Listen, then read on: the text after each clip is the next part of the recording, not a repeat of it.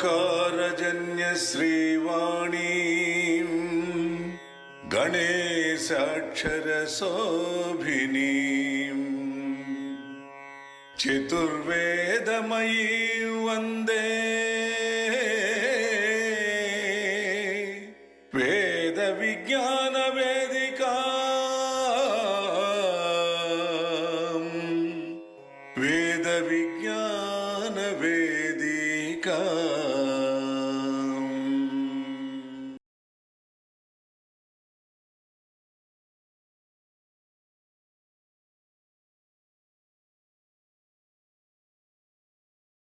వేద విజ్ఞాన వేదిక తరతరాల తెలుగు కవిత ఉపన్యాస ధారావాహిక కార్యక్రమం 151వ మాసం కార్యక్రమానికి అందరికీ స్వాగతం, శుభస్వాగతం. ఈరోజు మన ఆహ్వానం మేర పెద్దలు డాక్టర్ నందనవనం శ్రీనివాసరావు గారు బాపట్ల నుంచి విచ్చేశారు. వారు చాటు పద్యము హాస్యము అనే అంశంపై ప్రసంగించనున్నారు. వారిని మనందరి కరతాళ ధ్వనుల మధ్య వేదిక వద్దకు వచ్చే ఆసీనులు కావాల్సిందిగా సగౌరవంగా ఆహ్వానిస్తున్నాను.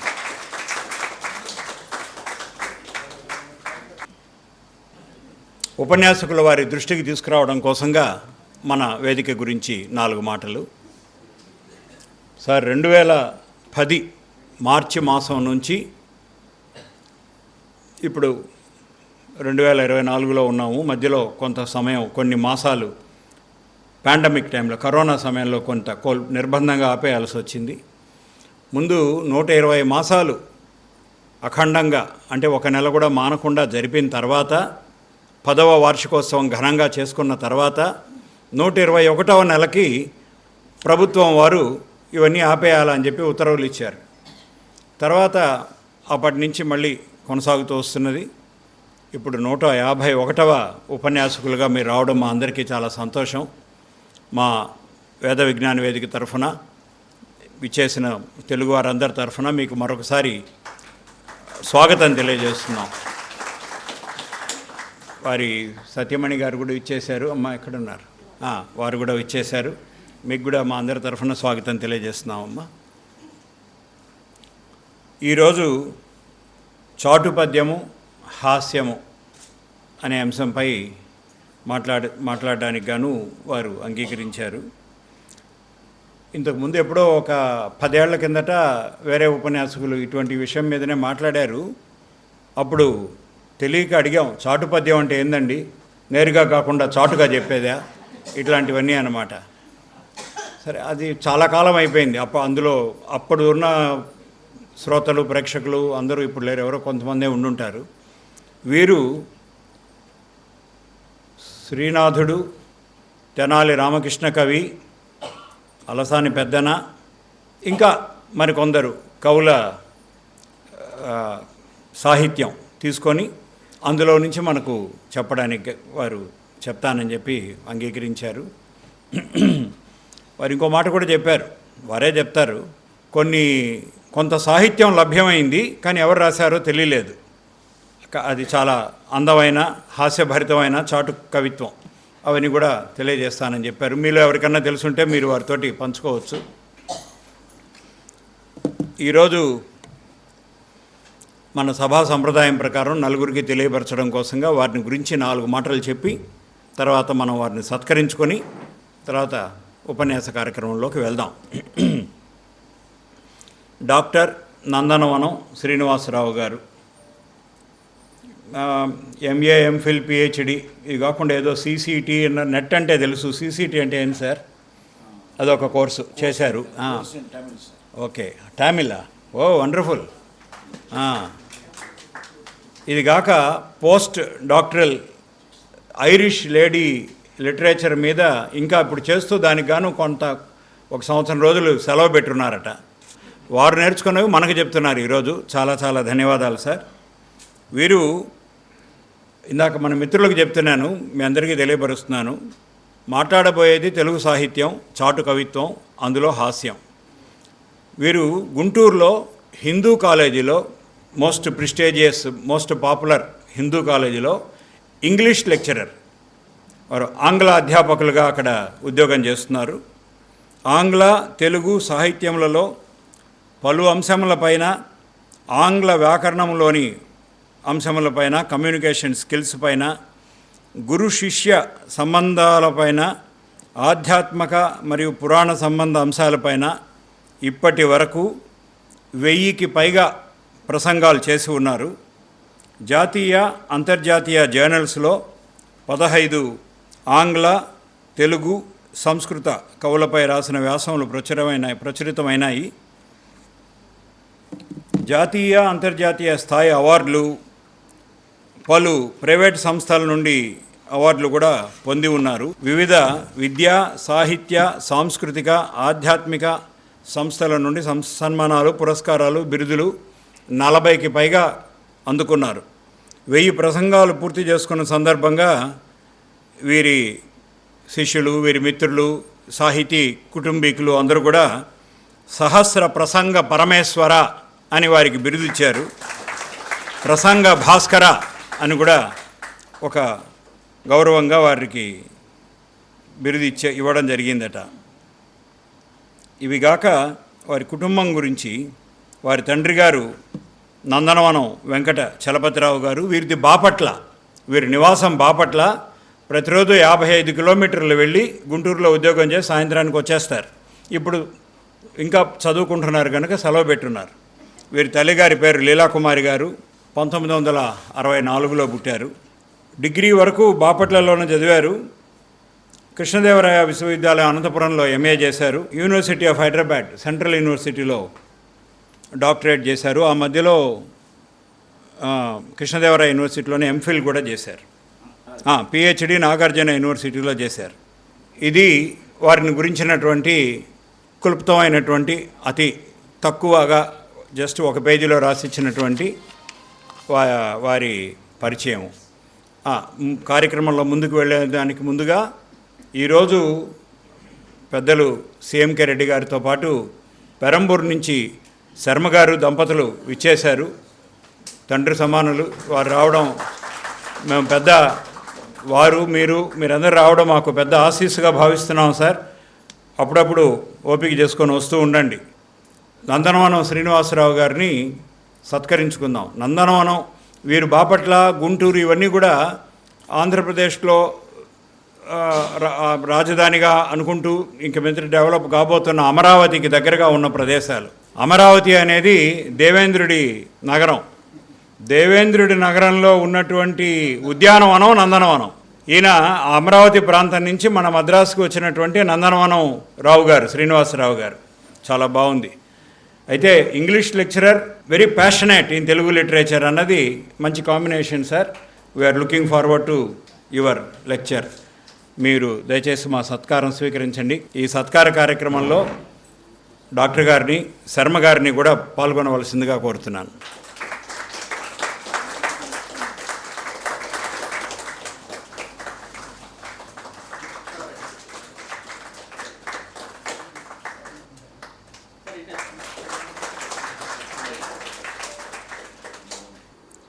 వేద విజ్ఞాన వేదిక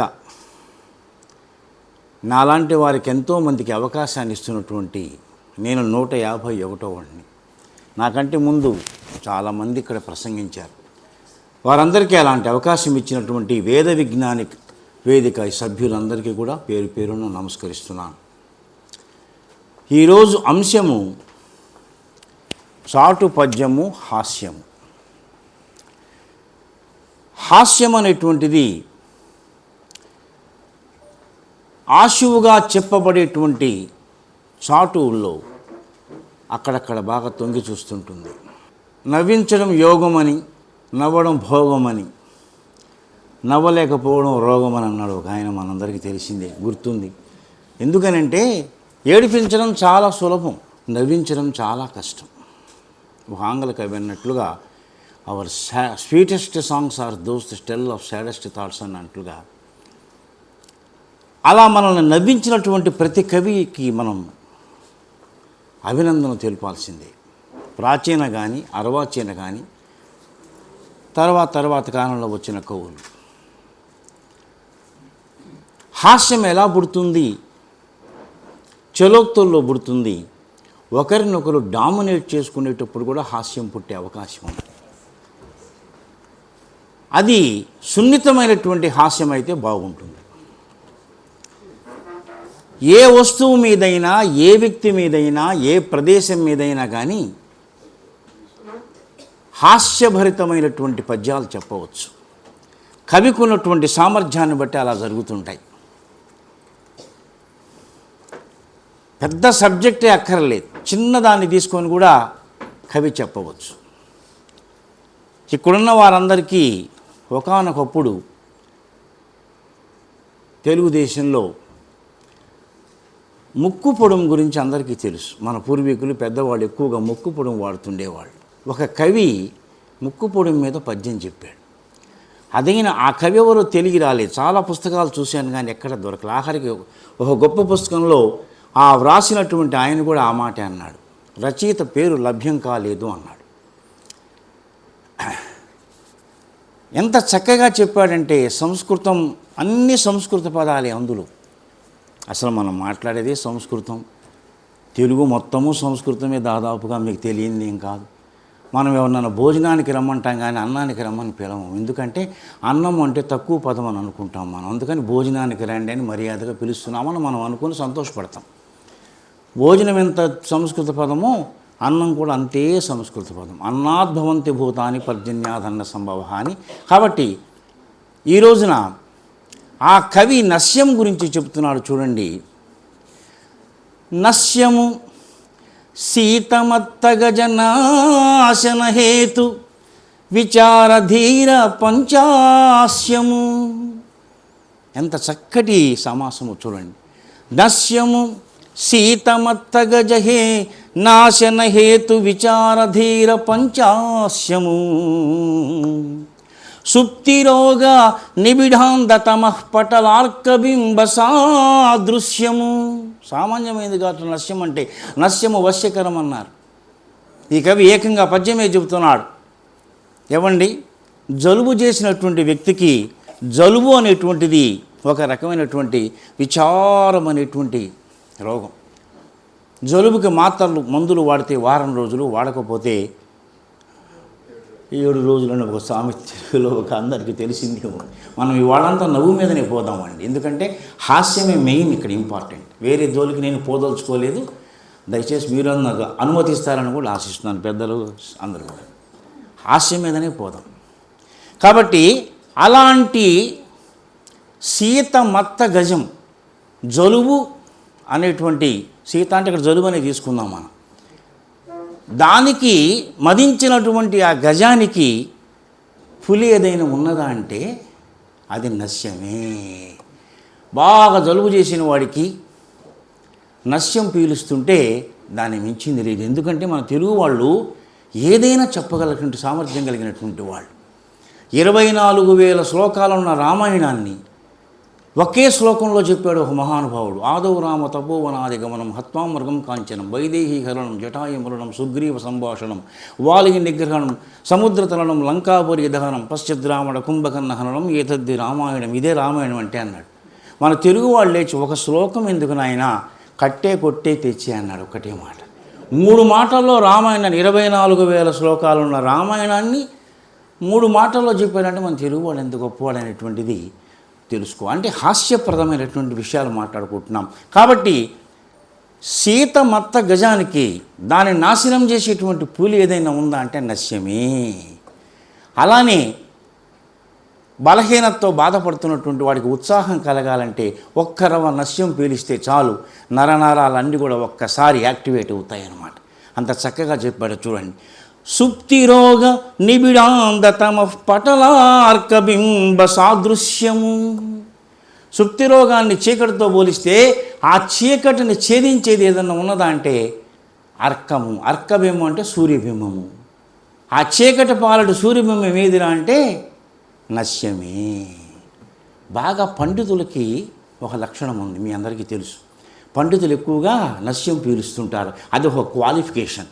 అంటే ప్రస్తుతానికి నా దగ్గర లేదు కాబట్టి నేను పండితుడిని అవునా కాదో నేను చెప్పలేను. కానీ నస్యం అనేటువంటిది అప్పుడు అతనికి ఒక లక్షణం అన్నమాట, అది క్వాలిఫికేషన్.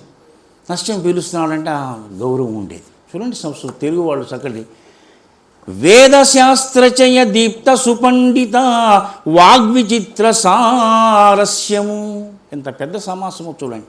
వేదశాస్త్రచయ దీప్త సుపండిత వాగ్విచిత్ర సారస్యము. ముఖే ముఖే సరస్వతి. ఇద్దరు వేద పండితులు కూర్చొని మాట్లాడుకుంటున్నా, ఒక వేదం తెలిసినటువంటి వ్యక్తి మాట్లాడుతున్నా అద్భుతంగా ఉంటుంది. వేదాన్ని మించింది ఏమీ లేదు కదా.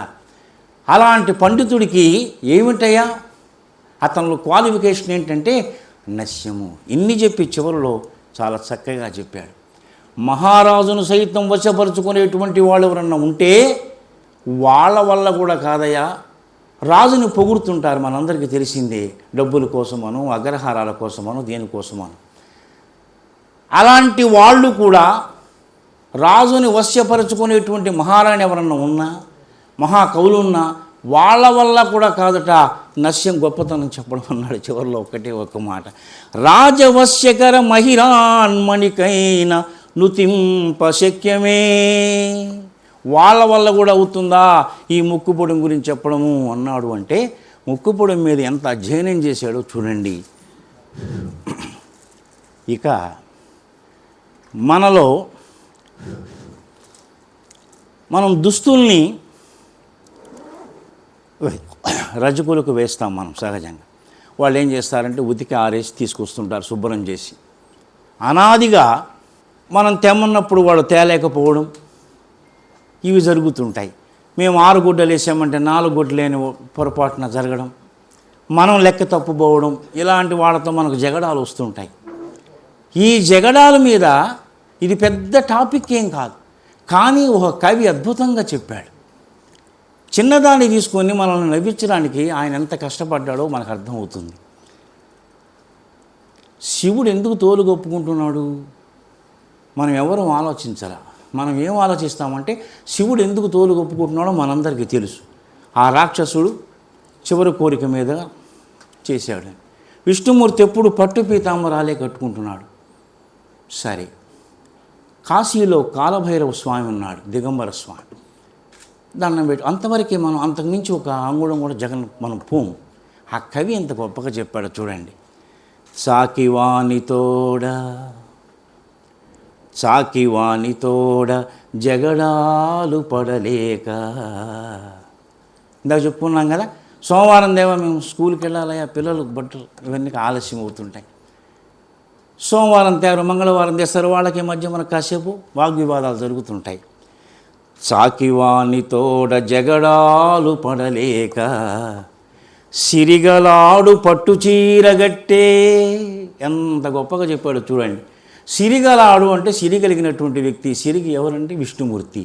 విష్ణుమూర్తి నాకెందుకు ఈ గొడవ అనుకున్నాడు, పట్టు చీర కట్టాడు. పట్టు చీర అంటే పీతాంబరం ఒక్కటి. ఆయన ముందుగానే ఫస్ట్ మేలుకొని ఆయన, నాకు అనవసరం, తెలుగు బాగా తెలియగలిగిన వ్యక్తి కాబట్టి వెంటనే ముందుగా తప్పుకున్నాడు, పీతాంబరం కట్టుకున్నట్ట.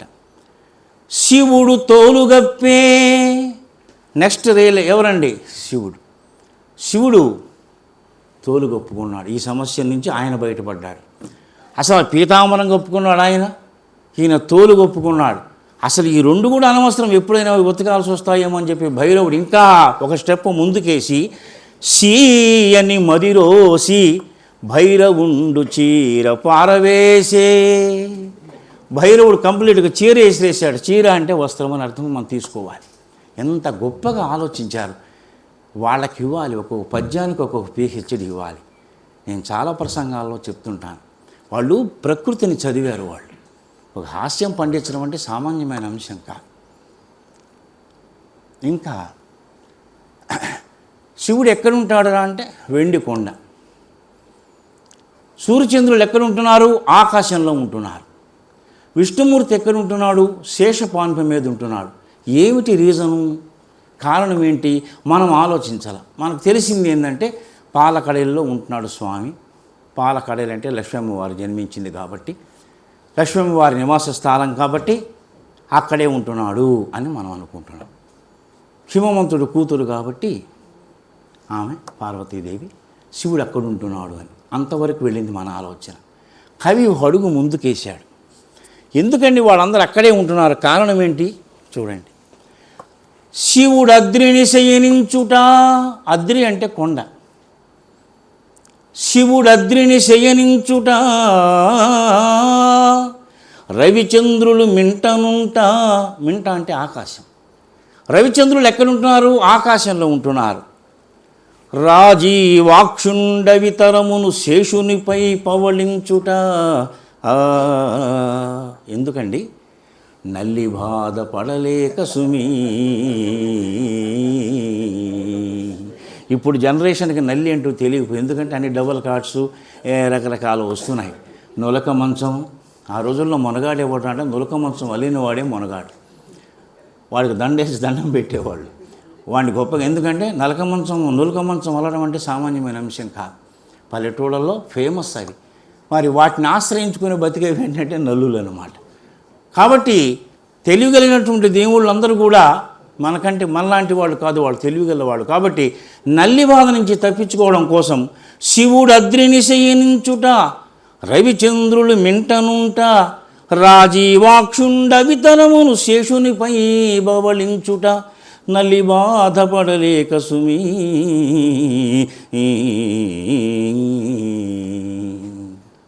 ఇలాంటివిన్నో వాళ్ళు ఎంత బాగా అబ్జర్వ్ చేశారా అని చెప్పి వాళ్ళు ఇంకా ఇంకో కవి ఇంకొక అడుగు ముందుకేశాడు.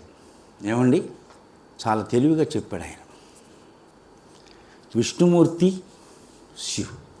శివుడు ఇద్దరు కూడా తెలివిగలవాళ్ళే. మనం అనుకుంటాం సహజంగా విష్ణుమూర్తి ఒక్కడే బాగా తెలివైనవాడు అని అనుకుంటాం మనం.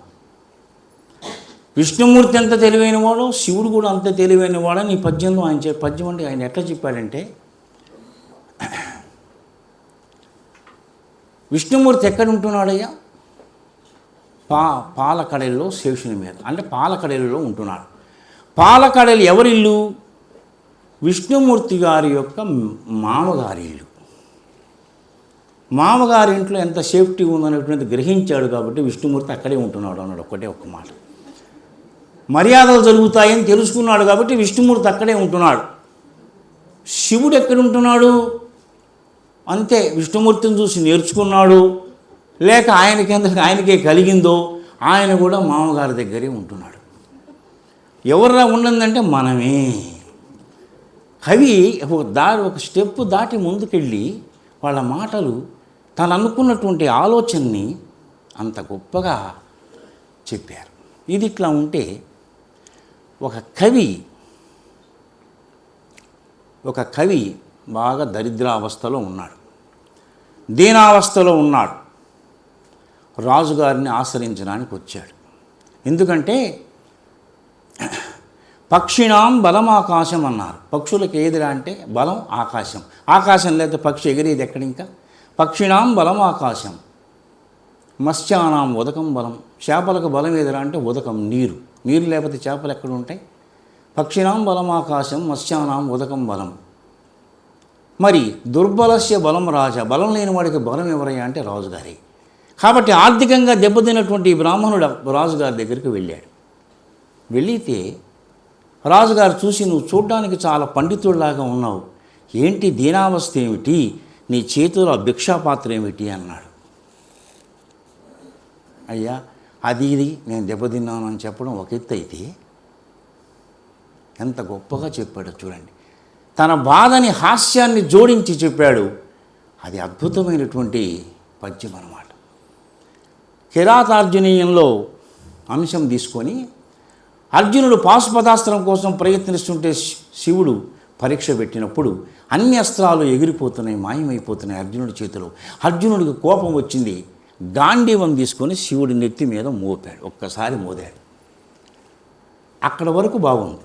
శివుడికి దెబ్బ తగిలిందో తగలలేదో మనందరికీ తెలుసు, పరమాత్ముడు కాబట్టి. కవి అంతవరకే తీసుకొని హాస్యాన్ని పండించాడు. రాజా, గాంధీవ దండతాడితుని, గాంధీవం చేత దెబ్బతిన్నటువంటి శివుణ్ణి గాంధీవ దండతాడితుని కాలగళున్ గమనించి.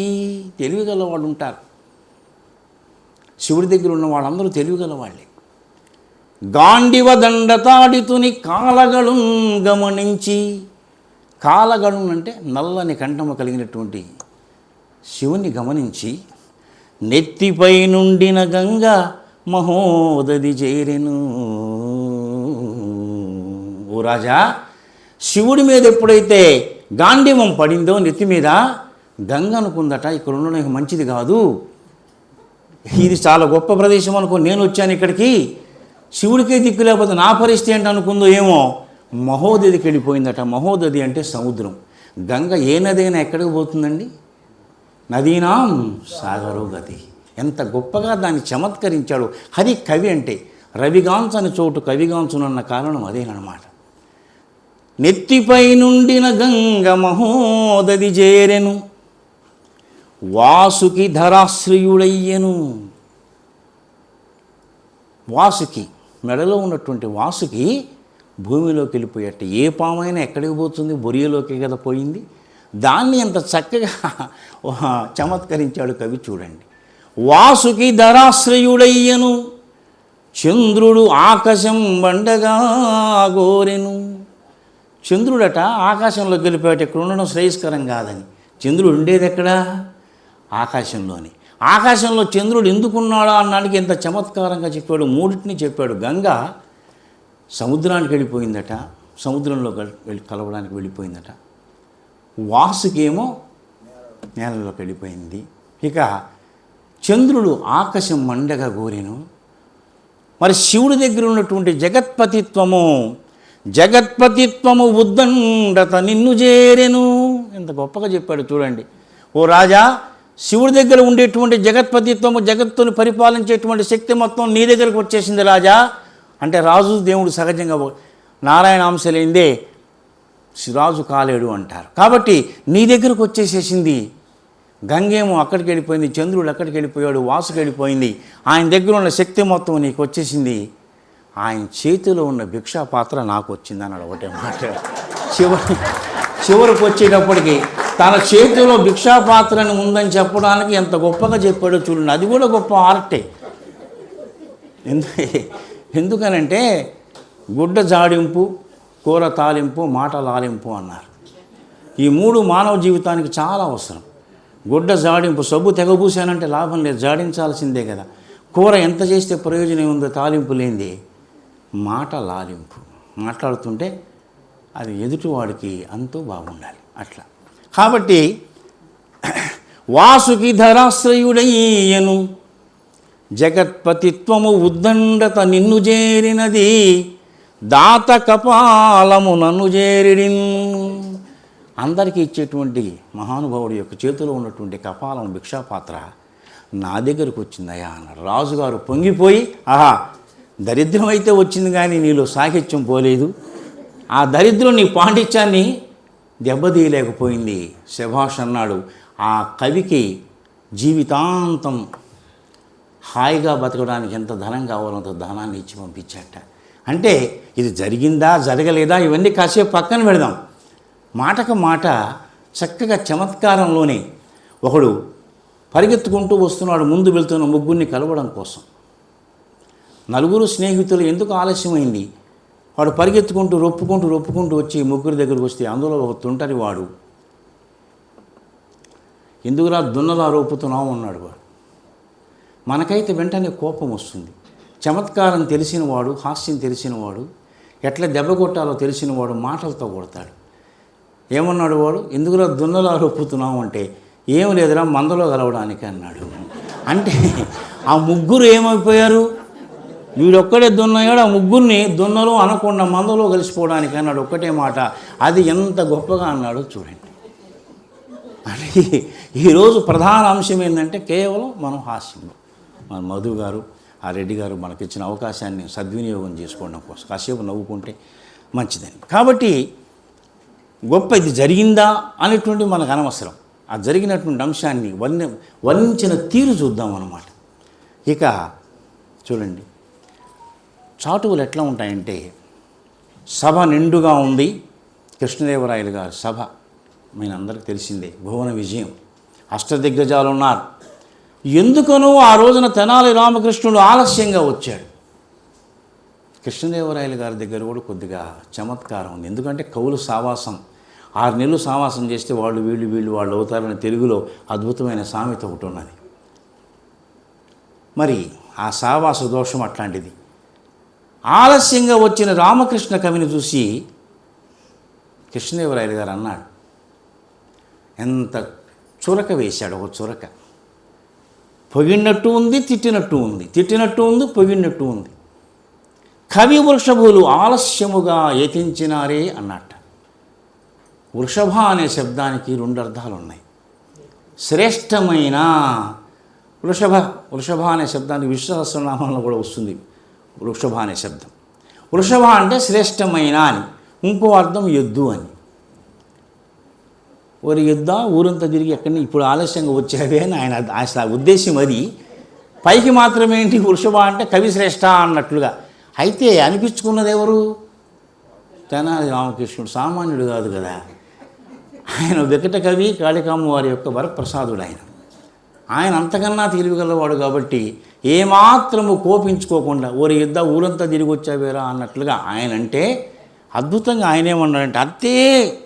ఎందుకంటే గొప్ప గొప్ప వాళ్ళు మాట్లాడుకుంటుంటే వాళ్ళ మధ్య పాండిత్యం బయటకు వస్తుంది.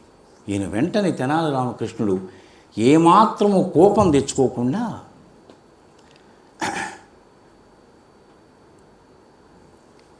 మనం ఆవు ఇక్కడ ఉండగా మనం ఈ ఎద్దు ఊళ్ళో ఎందుకుంటుంది అన్నాడు. ఒక్కటే మాట అన్నాడు, ఇంకేమల్లా. అన్నీ ఇచ్చేటువంటి ఆవు ఇక్కడ ఉండగా ఎద్దు బయట ఎందుకు ఉంటుంది, కొద్దిగా ఆలస్యమైంది అన్నాడు. ఒక్కటే మాట. అంటే ఆవు అన్నట్లుగా ఒక అర్థము, అన్నిటినీ ఇచ్చేటువంటిది అని ఇంకొక అర్థము. కాబట్టి కవుల మధ్య ఉండేటువంటి ఆ మాటలు చాలా చక్కగా. ఇక ఆయన ఎద్దు అన్నాడు కాబట్టి ఈయన ఆవు అనవలసిన పరిస్థితి వచ్చిందనమాట. అట్లనే ఒక రోజున సభ నిండుగా ఉంది. సంస్కృత పండితుడు ఒకడు వచ్చాడు. ఏదో 2 పద్యాలు చెప్పుకో, వెళ్ళిపో హాయిగా, ఆ రాజుగారు ఏదైతే తీసుకొని వెళ్ళు. తెలుగు భాష గురించి చులకనగా ఒక మాట అన్నాడు. చూడండి, పెద్దన గారు వెంటనే లేచాడు. అసలు ఆయన ఏమంటే ఈయన లేచాడు, ఎందుకు కోపం వచ్చింది? ఆంధ్ర భాషామయం కావ్యం అయోమయ విభూషణం అన్నాడు. ఎంత కఠినమైన మాట వాడాడో చూడండి. ఆంధ్ర భాషామయం కావ్యం అంటే తెలుగులో రచించబడినటువంటి కావ్యం ఎలా ఉంటుందట? ఇనప గొలుసులాగా ఉంటుందట. అయమయ అంటే సంస్కృతంలో ఇనుము అని వస్తుంది. ఇనప గొలుసు లాంటిదిరా తెలుగు కావ్యం. అది అక్కడున్న వాళ్ళు ఎవరు మాట్లాడలా. మరి పెద్దనంటే సామాన్యుడా? మరి అల్లసాని పెద్దనంటే సామాన్యుడు కాదు కదా. వెంటనే ఆయన లేచి, ఆయనకి తెలుగులో ఎంత పాండిత్యం ఉందో సంస్కృతంలోనూ అంతే పాండిత్యం ఉంది ఆయన. వెంటనే లేచి ఆయన ఏమన్నాడు? ఆంధ్ర భాషామయం కావ్యం అయోమయ విభూషణం అంటే ఈయన లేచి సంస్కృతారణ్య సంచారీ, సంస్కృతం అనేటువంటి అరణ్యంలో తిరుగుతున్నటువంటి ఓ మదించిన ఏనుగా, నిన్ను కట్టివేసేటువంటిది మా తెలుగు భాషరా, అదే గొలుసు అన్నాడు. ఒకటే మాట. నీలాంటి మదించిన సంస్కృత ఏనుగుని కట్టేసేదేరా మా తెలుగు అన్నాడు. సంస్కృతారణ్య సంచారీ విద్వన్మత్తేవ శృంఖలం, విద్వన్మత్తేవ శృంఖలం. పాండిత్యం ఉంటే ఉండొచ్చు, పరభాషను దూషించమని, పరభాషను తక్కువ చేసి మాట్లాడమని ఎవరన్నారు? ఎవరు అనలా ఆ మాట. సుబ్రహ్మణ్య భారతి తమిళ మహాకవి ఎంత చక్కగా అన్నాడు. సుందర తెనుగు అన్నాడు ఆయన. ఆయనకు నమస్కారం చేసుకోవాలి. సుందర తెనుగు అన్నాడు ఆయన. కాబట్టి ఆంధ్ర భాషామయం కావ్యం అయోమయ విభూషణం అంటే ఈయన లేచేమన్నాడు వెంటనే సంస్కృతారణ్య సంచారీ విద్వన్మత్తేవ శృంఖలం. ఆ వెంటనే అది రావడమే గొప్ప విషయం అన్నమాట. ఇక హాస్యం అనేటువంటిది బావమరుదుల మధ్య, మరదళ్ళ మధ్య, భార్యాభర్తల మధ్య వస్తూ ఉంటుంది. శృతి మించకూడదు. ఒక ఆయన మహాపండితుడు చెప్పాడు, ఎంత గొప్ప అనుబంధం ఉన్న భార్యాభర్తలైనా అరగంట మించి మాట్లాడుకోకూడదు దగ్గర కూర్చొని. 30వ నిమిషం దాటిందంటే 31 నుంచి ఎవరికి ఏం చెప్పలేము మనం. ఆయనకి రావచ్చు, ఈమెకి రావచ్చు కోపం. ఎందుకంటే చూడండి, కవి తమాషగా చెప్పాడు. 2 భార్యాభర్తలు కూర్చున్నారు. మామూలుగానే మాట్లాడుకుంటున్నారు. భర్త సరసం ఓ తమలపాకు తీసుకొని అట్లా అన్నట్టు. అది సహజమే. తమలపాకు తీసుకుని భార్యన సరదాగా అట్లా అన్న సృష్టిలో అదేం విచిత్రం ఏం కాదు. అది దగ్గర తమలపాకు ఉంది కాబట్టి అట్లా అన్నాడు ఆయన. ఆమె అప్పుడు ఏం అనలేదట. ఆయన ఏ ఏరియా వాడు ఆయన సరసం అది. ఆమె లోపలికి వెళ్ళింది. ఎందుకు వెళ్ళిందో అనుకున్నాడు ఆయన. ఊడిన తలుపు చెక్క తీసుకొచ్చి పొడిచిందట వాడిని. ఏందిరా అంటే అది ఆ ఏరియా సరసం అట. అది మనకు తెలియదు. వీడిది తమలపాకుతో ఇట్లంటే తమలపాకుతో తాను ఎట్లంటే తలుపు చెక్కతో తాను ఎట్లా అనేటువంటిది ఒక చాటు అది. చాలా ఉన్నాయండి చాటువులు. అంటే కేవలం పూర్వ కవులనే కాదు చెబుతున్నాను. ఒకతను అన్నాడు, చూడు నేను తమాషగా అన్నాడు. ఇద్దరు కూర్చొని మాట్లాడుకుంటున్నారు. ఒకతను అన్నాడు, ఇండియాకి రాజధాని ఢిల్లీ. అది ఎవరికి తెలియదు. ఎవరికి తెలియని అంశం అందరికీ తెలుసు. అక్కడ హాస్యం ఏమీ లేదు. ఇండియాకి రాజధాని ఢిల్లీ. రెండో లైన్ చూడండి, నీ గుండెల్లో నా ప్రేమ లిల్లీ అన్నాడు. ఏందిరా అంటే పైన ఢిల్లీ కింద లిల్లీ. అతని ఉద్దేశంలో ప్రాసే కవిత్వం అనుకుంటున్నాడు ఆయన. చూడండి చాటువుల్లో కూడా కేవలం ప్రాసే కవిత్వం అనుకున్న వాళ్ళు లేకపోలా. ఇండియాకి రాజధాని ఢిల్లీ, నీ గుండెల్లో నా ప్రేమ లిల్లీ అని. ఇంకొక ఆయన అన్నాడు సరదాగా. ఇట్లాంటివన్నీ చదివి ఆయనగా పాండిత్యం వచ్చిందేమో మనకు తెలియదు. ఒకడు రాసేట కళాశాలలో ఒక అమ్మాయిని వాడు ప్రేమించాడు కావాలో వాడు రాసుకున్నాడు. ఏమని ఇతనికి ఎంత గొప్పగా చెప్పాడు చూడండి. ఆ పిల్లవాడు ఏమంటున్నాడు, నువ్వు లేని కాలేజీ, నీళ్లు లేని బ్యారేజీ అని రాసేట వాడు. బ్యారేజ్ అంటే నీళ్ళు ఉండాలి. కృష్ణా బ్యారేజీ, ప్రకాశం బ్యారేజీ, ఇవన్నీ వాడికి అంతవరకే వచ్చింది వాడి ఊహ. ఈమె తమాషగా అందట, అన్నం లేని క్యారేజీ ఆగిపోయిన మ్యారేజీ అందట. అన్నం లేని క్యారేజీకి విలువ ఉంటుందా? ఆగిపోయిన మ్యారేజీకి విలువ ఉంటుందా? చూడండి, నాలుగిట్లో చివరి అంచప్రాసం. తెలుగులో అంచప్రాస, అనుప్రాస, ముక్తపదగ్రస్తము, యమకము, చాలా అలంకారాలు ఉన్నాయి. అంచానుప్రాస, వృత్యానుప్రాస, లాటానుప్రాస, ఇవన్నీ చాలా బాగుంది. నువ్వు లేని కాలేజీ, నీళ్లు లేని బ్యారేజీ, అన్నం లేని క్యారేజీ, ఆగిపోయిన మ్యారేజ్, అన్ని చివరి అంచానుప్రాస బాగుంది. ఏంటంటే ఇదంతా కూడా హాస్యాన్ని పండించడంలో ఒక్కొక్కరిది ఒక్కొక్క మార్గం అన్నమాట. దాన్ని మనం ఇది తక్కువ అని మనం అనలేం. కృష్ణదేవరాయల ఆస్థానంలో అందరూ కూర్చొని ఉండగా ఒక కవి వచ్చి, రాజా నేను ఆగకుండా రాస్తాను. మనందరికీ తెలిసింది. మీరు చెప్తుండండి, నేను గంటం ఆగదు అని. మరి మహాపండితుడు కావచ్చు ఆయన. మరి ఒక్కొక్కళ్ళకి సరస్వతి అమ్మవారు ఒక్కొక్కళ్ళకి ఒక్కొక్క రకమైనటువంటిది ఉంటుంది, మనం చెప్పలేం. ఆగకుండా నేను రాస్తానని వెంటనే పెద్దన గారు ఏదో పద్యం చెప్పాడు. ఆయన రాసేసాడు. బాగానే అన్నాడు.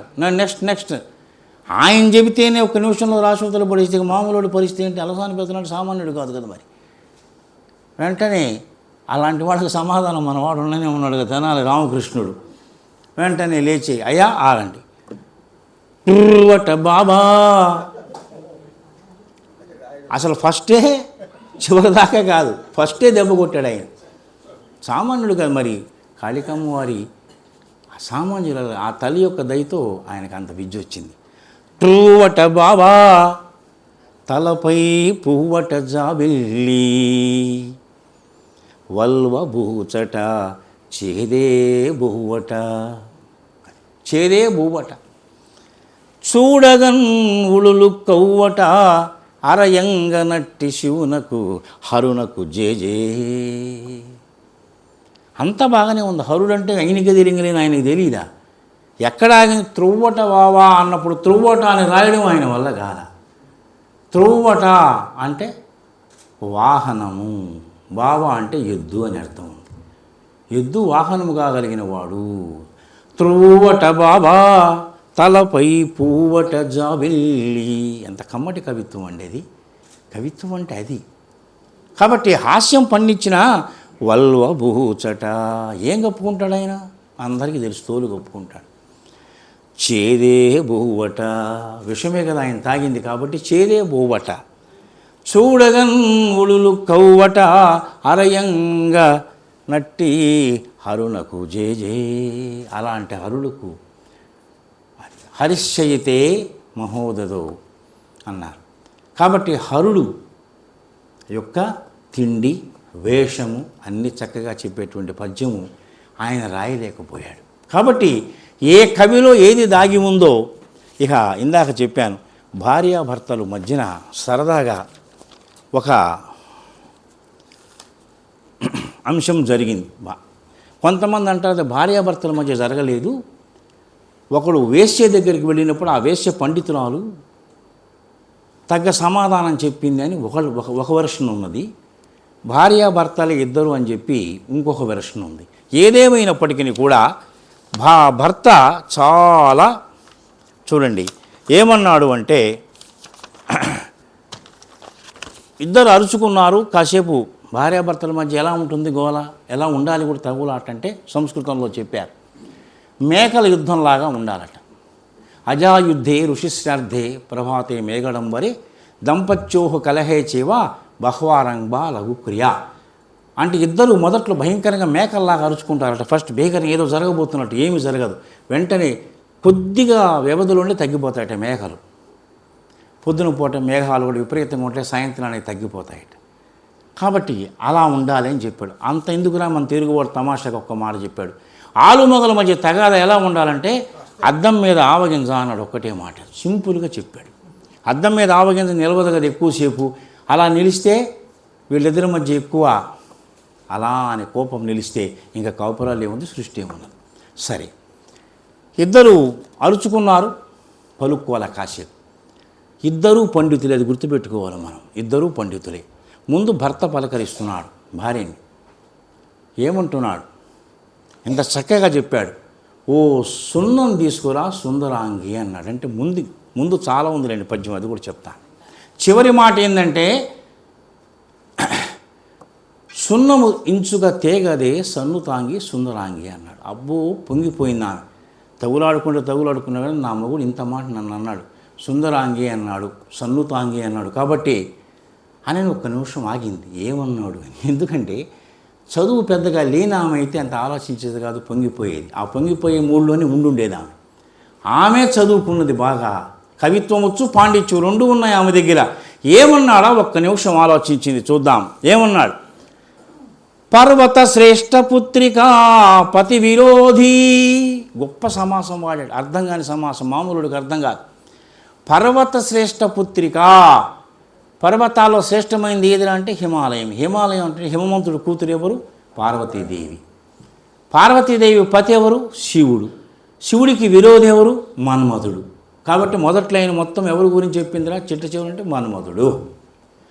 పర్వత శ్రేష్ఠ పుత్రిక పతి విరోధి. అక్కడికి ఆగితే అన్న పెండ్లాము అత్తను గన్న తండ్రి. మన్మధుడికి అన్న ఎవరు, బ్రహ్మ మన్మధుడు ఇద్దరు విష్ణుమూర్తికి జన్మించిన వాళ్ళే. కాబట్టి మన్మధుడి యొక్క అన్న అయినటువంటి బ్రహ్మ యొక్క భార్య ఎవరు, సరస్వతి యొక్క అత్త ఎవరు, అత్తను గన్న తండ్రి. అత్త అంటే లక్ష్మీదేవిని కన్న తండ్రి ఎవరు, సముద్రుడు.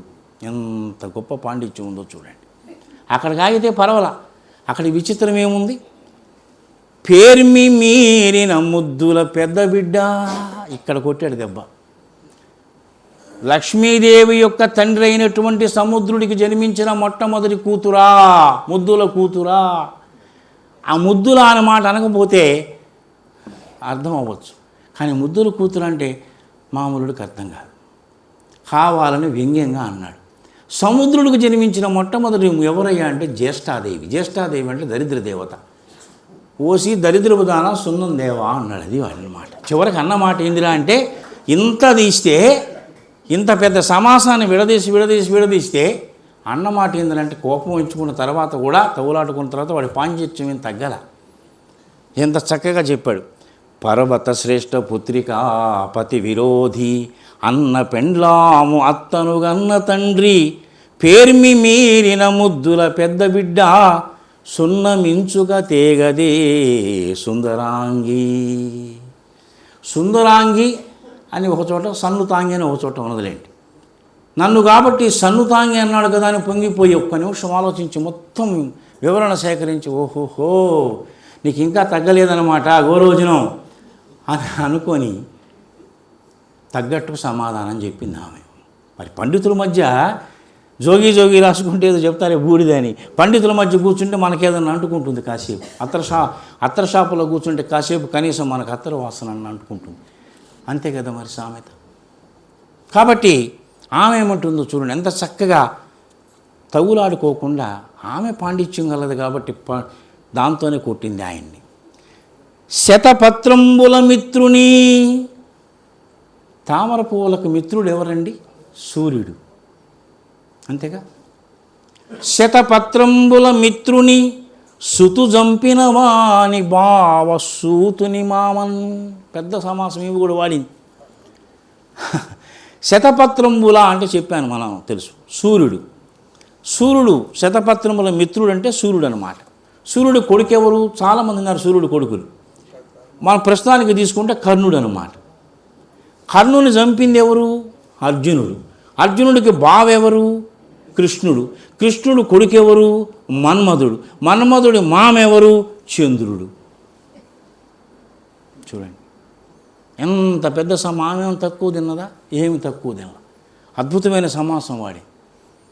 సుతు జంపిన వాని బావ సూతుని మామన్.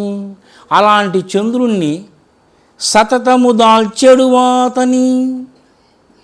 ఆ చంద్రుణ్ణి ఎప్పుడు దాలుస్తాడు? ఎవరండి? శివుడు. ఆ శివుని యొక్క కొడుకున్నాడు సుత వాహన వైరి. అంతవరకు ఆపినా బాగుండేది. ఆమె ఎందుకు ఆగుతుంది? ఆమె కోపం తగ్గిందా? శివుడి యొక్క కుమారుడు ఎవరు? మొట్టమొదటి కుమారుడు గణేశుడు. గణేశుడి యొక్క వాహనం ఏమిటి? ఎలుక. ఎలుక యొక్క వైరి అంటే శత్రువు. ఎలుక వైరి ఎవరు? పిల్లి. అంతటి ఆగిందా? సుత వాహన వైరి. వైరి మైనస్ ఇంటూ మైనస్ ప్లస్ అన్నట్టుగా వైరి అంటే సుతవాహనం అయినటువంటి ఎలుక యొక్క విరోధి పిల్లి. పిల్లి యొక్క వైరి ఎవరండి? కుక్క. ఓరి కుక్క సున్నం ఇదిగో ఉంది ఒకటే మాట. ఎంత లాగిందో చూడండి. ఆమె వాళ్ళకి వాళ్ళు పిహెచ్డి. నిజంగా అన్నారో అనలేదో మనకు తెలియదు. కవుల కల్పన చాలా బాగుంటుందండి. కవులు ఎంతైనా ఊహించగలరు. ఒకటప్పుడు ఇరకాటం పెట్టేటువంటి ప్రశ్నలు కూడా వేస్తుంటారు కవుల్ని.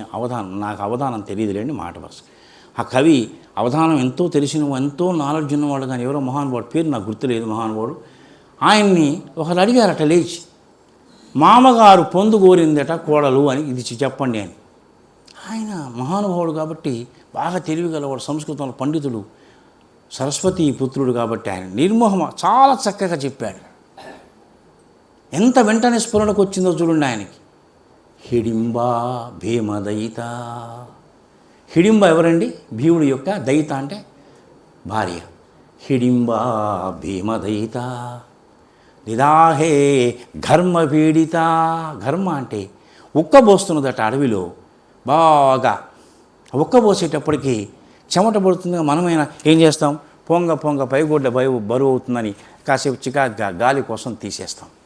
ఆ హిడింబ కూడా పై వస్త్రాన్ని తీసేసి స్తన వస్త్రం పరిత్యజ్య వధూ శ్వశురమిచ్చతి అన్నాడు. ఆ వధువు అంటే ఎవరు ఇక్కడ? హిడింబి. ఎవరిని కోరుకుందట? శ్వశురమిచ్చతి, మామను కోరుకుందట. ఆమెకు మామ ఎవరో చెప్పండి మీరే? వాయుదేవుడు. అంటే ఎవరిని కోరుకుంది? దేని కోరుకుంది? గాలిని కోరుకుంది. ఎంత పండితుడు కాబట్టి ఎంత చక్కగా చెప్పగలిగాడో చూడండి. అలాంటి వాళ్ళ పాదాలకి నమస్కారం చేసుకుంటూ వచ్చే జన్మకన్నా నాబోటి వాడికి ఆ పాండిత్యం వస్తుంది. సామాన్యమైన అంశం కాదు కదా అది. అడిగింది ఎలాంటి ప్రశ్న? సామాన్యమైన ప్రశ్న కాదు. దిమ్మ తిరిగేటువంటి ప్రశ్నని సునాయాసంగా చెప్పినటువంటి మహానుభావుడు. కాబట్టి కవులు అట్లానే ఉంటారు. శతపత్రంబుల మిత్రుని సుతు జంపిన వాని బావ సూతుని మామన్ సతతము దాల్చెడినా అతని సుతవాహన వైరి సున్నం బిదిగో. ఎవరికి అంటే కేవలము పండితులకు మాత్రమే తెలిసేటువంటి హాస్యం అనేటువంటిది సందర్భోచితంగా ఉంటుంది. మధ్యలో ఒక చెమక్కు లాంటిది. వాస్తవమే ఇది కల్పితం కాదు. జగద్గురు ఆదిశంకర స్వామి వెళుతున్నాడు. అప్పటిదాకా ప్రతిరోజు ఏం చెబుతున్నాడు? బ్రహ్మసత్యం జగన్మిథ్య, బ్రహ్మసత్యం జగన్మిథ్య అని చెబుతున్నాడు. పిల్లలు విన్నారు బాగా. ఒక రోజున అడవిలో ప్రయాణం చేస్తున్నారట. ఒక ఏనుగు వెంటబడి ఆదిశంకరులు కూడా పరిగెత్తుతున్నారు. వెంటనే ఒక శిష్యుడు వచ్చి పట్టుకొని, స్వామి నాకు సందేహం. ఇప్పుడు సందేహం ఏంట్రా, వస్తున్నది ఏంటి, ఏనుగు నిన్ను నన్ను తొక్కుతుంది, ఇప్పుడు సందేహం కాదు గురువుగారు, ఇప్పుడే తేలాలి. సరే తొందరగా చెప్పు. సార్ మీరు రోజు ఏం చెబుతున్నారు పాఠం, బ్రహ్మ సత్యం జగత్ మిథ్య, ఇదే కదా. అవును, నీకు వచ్చిన సమస్య ఏంటి? జగత్తు మిథ్య అంటున్నారు కదా, కనిపించేది మాయ అంటున్నారు కదా. అవునయ్యా, మరి మీరు ఎందుకు పరిగెత్తున్నాను? మరి ఏనుగు మాయ కదా, మీరు ఎందుకు పరిగెత్తున్నారండి? ఎంత ఇంటెలిజెంట్ క్వశ్చన్ చూడండి. ఆయన అంతకన్నా మహానుభావుడు, జ్ఞాని కాబట్టి అద్వైతం ఆయనే చాలా చక్కగా చెప్పాడు. ఓరి పిచ్చివాడు, నేను పరిగెత్తుతున్నాను, నువ్వెందుకు అనుకున్నావు, అది నీకు అనిపిస్తుంది, నీకు పరిగెత్తట్లేదు అన్నాడు ఒకటే మాట. అది కూడా మాయ అన్నాడు. అది మాయే, ఏనుగు మాయ అయితేనే పరిగెత్తడం కూడా. గజం మిథ్య పలాయనం మిథ్య. అప్పటి నుంచి సంస్కృతంలో గజం మిథ్య పలాయనం మిథ్య అది ఆయనకి కాబట్టి చెల్లింది మాట వస్తుంది. కేవలం సిద్ధాంతం చెప్పడం ఒక్కటే కాదు, థియరీ ఒక్కటే కాదు, ప్రాక్టికల్స్ కూడా ఉండాలిగా మానవ జీవితంలో. కాబట్టి ఇలాంటివి ఎన్నెన్నో ఉంటుంటే సరదాగా. అంటే ఒక భావం మీద బాగా కోపం వచ్చింది కావాల, భావం మీద బావమరిది ఎలాంటి పద్యం చెప్పాడో చూడండి. బావమరిది కోపం వచ్చింది అంటే ఎక్కువ డబ్బులు తీసుకుంటున్నాడో లేకపోతే, కాబట్టి ఆ బావమరిదికి ఎందుకనో కోపం వచ్చింది. లేదా ఈయన చేత రోజు టిఫిన్ పెట్టిస్తున్నాడు, మరి ఏదో జరుగుతుంది, ఖర్చు పెట్టిస్తున్నాడు కావాలి. ఏమని వర్ణించాడు బావని? అందమున చూడ రాము బంటైన వాడు. ఎవరితోనో చెబుతున్నాడు, ఎంత చక్కగా చెబుతున్నాడో చూడండి. పైకి అద్భుతంగా పొగుడుతున్నాడు. అందమున చూడగా రాము బంటైన వాడు. మీ అందరికీ తెలిసి ఆ పని చెప్పాల్సినంత అవసరం ఏం లేదు. రాము బంటైన వాడు అంటే హనుమంతుడు. హనుమంతుడు జాతి ఏంటంటే వాన అంటే కోతి. మా బావ కోతి అని చెప్పడం అన్నమాట. మా బావ దగ్గర కోచేష్టలు ఉన్నాయని చెప్పడం అన్నమాట. అందమున చూడగా రాము బంటైన వాడు, నాగరికతన జము వాహనమునకు ఏడు. జము యముడు ప్రకృతి, జముడు వికృతి. యముని వాహనం ఏంటండి? దున్నపోతు. మా బావ నాగరికతలో దున్నపోతు లాంటి వాడు. అంటే దున్నపోతు మీద వర్షం కురిసింది అంటారు తెలుగులో, ఎనుబోతు మీద వానబడింది అంటారు కొన్ని ప్రాంతాల్లో. ఎనుబోతు ఏది పట్టించుకోదు, దున్న మీద వర్షం పడ్డట్టేరా ఉపయోగం ఏముందంటారు. అంటే ఏది చలనం ఉండరు. మా బావ అంత గొప్పవాడు. ఎంత చక్కగా చెప్పాడో చూడండి. ఇంకా మా బావ సామాన్యుడు కాదు, శూరం అంటే శూరత్వం చూసుకున్నాం అనుకోండి. హిరణ్యాక్షు జంపిన సూరుజోడు ఒక్కటే మాట. అంటే హిరణ్యాక్షుని చంపినటువంటి వరయ వరాహము. వరాహం అంటే పంది. మా బావ మరి శూరత్వంలో పంది లాంటి వాడు. ఇది నిజంగా ఆయన తిట్లు అన్నమాట ఇవన్నీ. కానీ పైకి మాత్రం ఏమనిపిస్తున్నాయి అద్భుతంగా. రాముబంటి అంటే వాడు అంటే హనుమంతుడు అంటే మనం అందరూ దండం పెడతాం. వాడి మనసులో అదొకటి. ఎందుకంటే గొప్పతనం ఏంటంటే, గొప్పవాళ్ళట తిట్టడం కూడా అందంగా తిడతారట. వాళ్ళని అర్థం చేసుకోవడం చాలా సమయం పడుతుంది. ఎందుకంటే వాళ్ళ తత్వం అలా ఉంటుందన్నమాట. కాబట్టి అందమున చూడగా రాముబంటి అయిన వాడు, నాగరికతన జము వాహనమున కీడు అంటే యముడి యొక్క వాహనానికి సరైనటువంటి వాడు. ఇకపోతే మనలో ఇప్పుడు తగ్గిందిలేని అలవాటు, పల్లెటూళ్ళలో ఎక్కువగా చుట్ట తాగుతుండేవాళ్ళు బాగా. దాదాపు చాలాసేపు తాగుతారు. మీకు తెలుసు, మీకు అది చెప్పాలంటే తాగుతున్నారని కాదు, చూసే ఉంటాం, మనం అందరం చూసాం. తర్వాత సిగరెట్ అనేటువంటిది వచ్చింది ఫ్యాషన్గా. గురజాడ వారు కన్యాశుల్కం అనేటువంటి నాటకంలో అద్భుతమైన పాత్రలను సృష్టించాడు. అందులో ఒక చాలా గొప్ప పాత్ర గిరీశం. గిరీశంతో మాట్లాడటమే ఒక ఎడ్యుకేషన్ అంటాడు. గిరీశం సామాన్యంగా అసలు పాత్ర చాలా గొప్ప పాత్ర. ప్రపంచ నాటకాల్లో సరసన చేరగలిగిన నాటకాలు ఏమైనా తెలుగులో ఉన్నాయంటే ఉన్నాయి. కన్యాశుల్కం, సత్యహరిశ్చంద్ర, ఇలాంటి నాటకాలు కొన్ని ఉన్నాయి, అనుమానం లేదు. సరే, ఏమంటున్నాడు శిష్యుడితోటి ఒకటే మాట, వెంకటేష్ తోటి. గరుత్మంతుడు తన తల్లి దాస్య విముక్తి కోసం అమృతాన్ని తీసుకొస్తున్నప్పుడు అమృతపు చుక్క ఒకటి అలా పొంగి భూమి మీద పడి పొగ చెట్టుగా మారిందట, పొగ చెట్టు అయి పుట్టిందట. చూడండి, ఖగపతి అమృతము తేగా భుగభుగమని పొంగి చుక్క భూమిని వ్రాలెన్. అలా తీసుకొస్తుంటే ఆ వేగం మీద పొంగి ఒక చుక్క భూమి మీద పడి పొగ చెట్టై జన్మించెను. ఎంత గొప్పగా చెబుతున్నాడు చూడండి గిరీశం. పొగ చెట్టై జన్మించెను. అంతవరకు ఆయన బాగుండే, హాస్యం ఏముంది అక్కడ? పొగ తాగని వాడు దున్నపోతై పుట్టును. ఒకటే మాట శిష్యుడితో చెబుతున్నాడు. అది చెప్పడమా చెడగొట్టడమా మనందరికీ తెలిసిన అంశమే. అది శిష్యుడికి ఎలాంటి ట్రైనింగ్ ఇస్తున్నాడో చూడండి. పొగ త్రాగని వాడు దున్నపోతై పుట్టును. దీన్ని తీసుకున్నాడు శ్రీశ్రీ గారు. శ్రీశ్రీ మహాకవి చెప్పేది ఏముంది? నేను ఒక దుర్గం నాదొక మార్గం, అనర్గళం మనితర సాధ్యం నా మార్గం అన్నాడు శ్రీశ్రీ. శ్రీశ్రీ గురించి మీ అందరికీ తెలిసిన చెప్పాల్సిన అవసరం. ఆ శ్రీశ్రీ గారు తమాషాగా దీనికి ప్యారడీగా రాశాడు చాటు శ్రీశ్రీ మూవ అనేటువంటి దాంట్లో.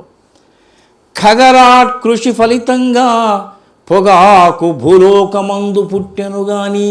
అంతవరకు ఆయన ఒప్పుకున్నాడు. గురజాడ వారిని నేను తీసేయలేదు ఆయన. గురజాడ వారు ఏం చెప్పాడు, ఈయన అదే అన్నాడు.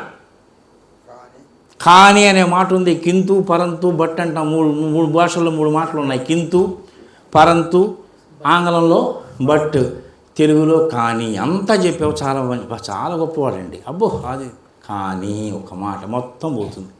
ముందు చెప్పినవన్నీ ఒక దెబ్బకి ఎగిరిపోతాయి. కానీ అంటే కానీ పొగ చుట్టలెన్ని అయినను సిగరెట్టుకు సాటిరావు సిరిసిరిమువ్వా. అంటే శ్రీశ్రీకి చుట్ట అలవాట్లేదు, సిగరెట్ అలవాటు ఉంది. ఒక్కొక్క అలవాటు మనం. కాబట్టి ఆయన సిగరెట్ని సమర్థించాడు. సిగరెట్లోనూ చుట్టలోనూ రెండిట్లోనూ వాడేది పొగాకే. కాకపోతే ఇది ఫిల్టర్ ఎక్కువగా జరుగుతుంది. కాబట్టి ఈయనకి అది నచ్చింది. కాబట్టి ఆయనకు అది నచ్చి ఆ మాట అన్నాడు. ఈయన ఇది చెప్పాడు. ఖగరాట్ కృషి ఫలితంగా పొగాకు భూలోకమందు పుట్టెను గాని పొగ చుట్టలెన్ని అయినను సిగరెట్టుకు సాటిరావు సిరిసిరిమువ్వా. కాబట్టి ఒక్కొక్కళ్ళు ఒక్కొక్క రకమైనటువంటి హాస్యాన్ని పండించినటువంటి తీరు చూస్తే శ్రీనాథుడు పల్నాడు సీమలో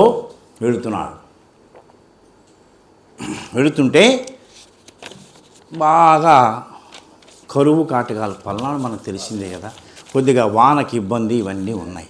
అసలు దాని గురించి ఒక్కటే ఒక మాట అన్నాడు.